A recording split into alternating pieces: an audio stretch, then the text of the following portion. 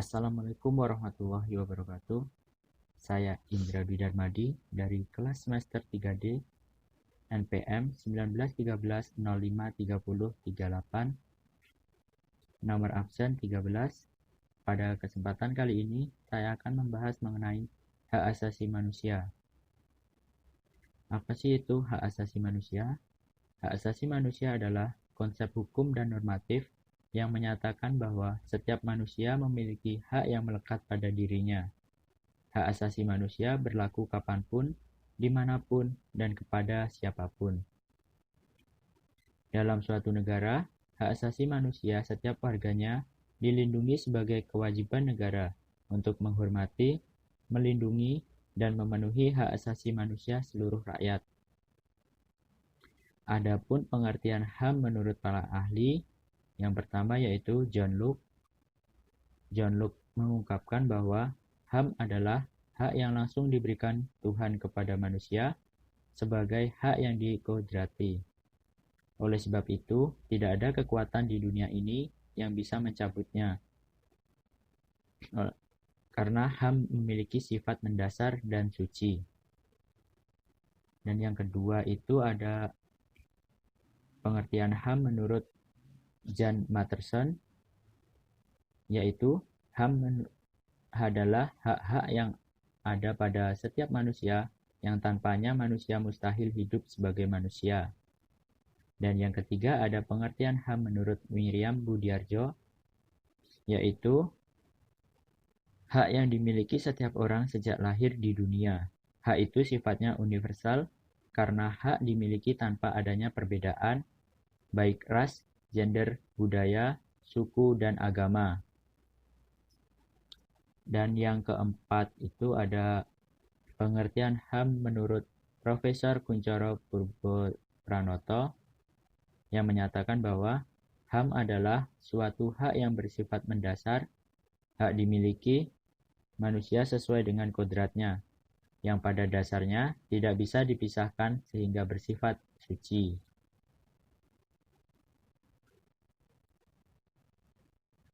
Dan yang kelima ada pengertian HAM menurut Undang-Undang Nomor 39 Tahun 1999 adalah hak yang melekat pada diri manusia sebagai makhluk ciptaan Tuhan Yang Maha Esa. Hak tersebut merupakan anugerah yang wajib dilindungi dan dihargai oleh setiap manusia. Itulah pengertian dari beberapa para ahli.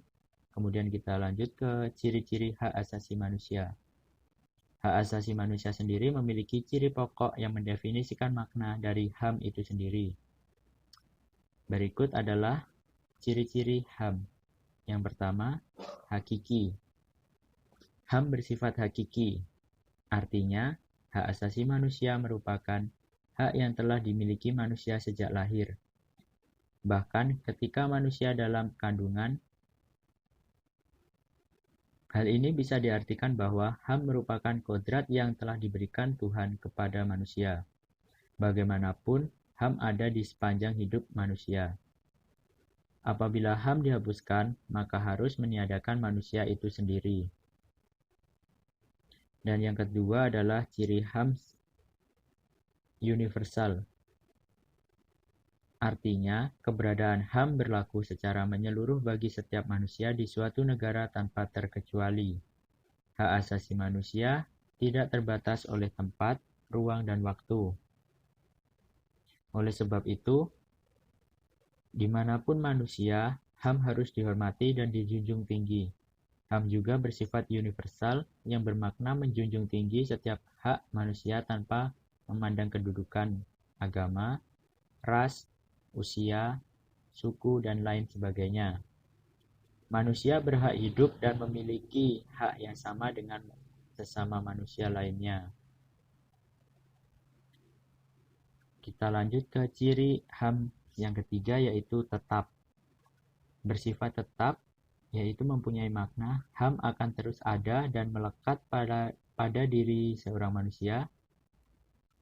Sebagaimana makna HAM merupakan anugerah Tuhan kepada manusia. Keberadaan HAM merupakan pembeda manusia dengan makhluk hidup lain. Keberadaan HAM tidak dapat dihilangkan, diambil secara sepihak karena hak asasi manusia akan terus ada dalam diri manusia.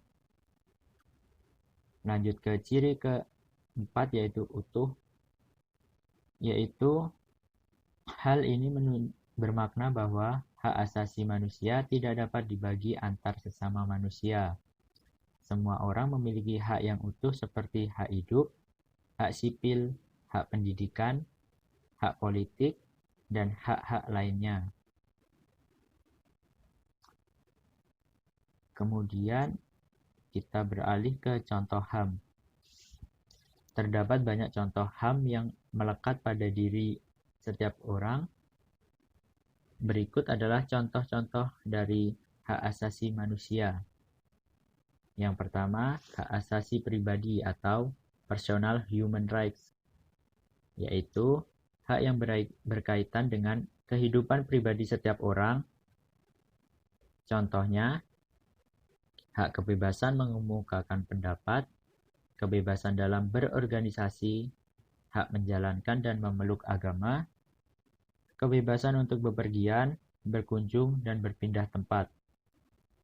Yang kemudian hak untuk tidak dipaksa dan disiksa. Yang selanjutnya hak hidup, berperilaku, tumbuh, dan berkembang. Itulah contoh dari hak asasi pribadi. Kemudian kita lanjut ke contoh hak asasi politik. Hak asasi politik adalah hak yang dimiliki seseorang dalam lingkup politik. Contohnya, hak memilih dan pemilihan, misalnya pemilihan presiden, mendirikan partai politik, hak dipilih dalam pemilihan, misalnya pemilihan ketua RT, RW, maupun sebagainya. Diangkat dalam jabatan pemerintah, kebebasan dalam kegiatan pemerintahan, hak untuk memberikan usulan-usulan atau pendapat yang berupa usulan petisi. Itulah berbagai contoh dari hak asasi politik. Kemudian kita lanjut ke contoh hak asasi peradilan atau procedural rights. Merupakan hak untuk memiliki perlakuan yang sama ketika dalam acara pengadilan. Contohnya, menolak digeledah tanpa surat adanya penggeledahan, hak untuk mendapatkan hal yang sama dalam berlangsungnya proses hukum, baik itu penyelidikan, penggeledahan, penangkapan, dan penahanan. Yang kemudian mendapatkan pembelaan dalam hukum, yang kemudian memperoleh kepastian hukum, dan mendapatkan perlakuan adil dalam hukum. Itulah contoh-contoh dari hak asasi peradilan. Kita lanjut ke hak asasi sosial budaya. Manusia dilahirkan sebagai makhluk sosial di mana dalam kehidupan masyarakat, setiap manusia memiliki hak yang berkaitan dengan kemasyarakatan. Contohnya, mendapatkan pendidikan yang layak, mengembangkan bakat dan minat, memperoleh jaminan sosial, hak untuk berkomunikasi, hak untuk memilih dan menentukan pendidikan. Yang kemudian kita lanjut ke contoh hak asasi hukum. Setiap manusia mendapatkan hak yang sama dalam hukum dan pemerintahan. Berikut adalah contoh dari hak asasi hukum, yaitu hak yang sama dalam proses hukum, mendapatkan layanan dan perlindungan hukum, hak dalam perlakuan yang adil atau sama di dalam hukum, hak mendapatkan dan memiliki pembelaan hukum pada peradilan. Kemudian kita lanjut ke contoh hak asasi ekonomi. Hak asasi ekonomi yaitu berarti bersangkutan dengan aktivitas ekonomi masyarakat, yaitu berupa membeli, menjual, serta memanfaatkan sesuatu yang memiliki daya jual. Contoh dari hak asasi ekonomi adalah kebebasan dalam membeli sesuatu, kebebasan mengadakan dan melakukan perjanjian kontrak, memiliki pekerjaan yang layak, kebebasan melakukan transaksi, hak memiliki sesuatu, dan hak untuk menikmati sumber daya alam. Itulah dari berbagai contoh dalam lingkup hak asasi manusia.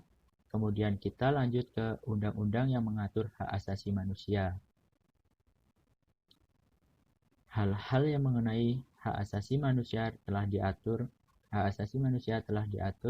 oleh undang-undang di setiap negara di Indonesia. Berikut adalah undang-undang yang digunakan dalam landasan hukum hak asasi manusia. Yang pertama terkandung dalam pasal 28A, yaitu yang mengatur tentang hak untuk hidup. Yang kedua yaitu pasal 28B yang mengatur tentang hak berkeluarga. Yang ketiga, pasal 28C mengatur tentang hak memperoleh sesuatu. Dan pasal 28D yaitu mengatur tentang hak kebebasan beragama. Yang kelima yaitu pasal 28E mengatur tentang kebebasan memeluk agama. Yang keenam, pasal 28F yang mengatur mengenai hak komunikasi dan informasi. Yang ketujuh, pasal 28G mengatur tentang kesejahteraan dan jaminan sosial.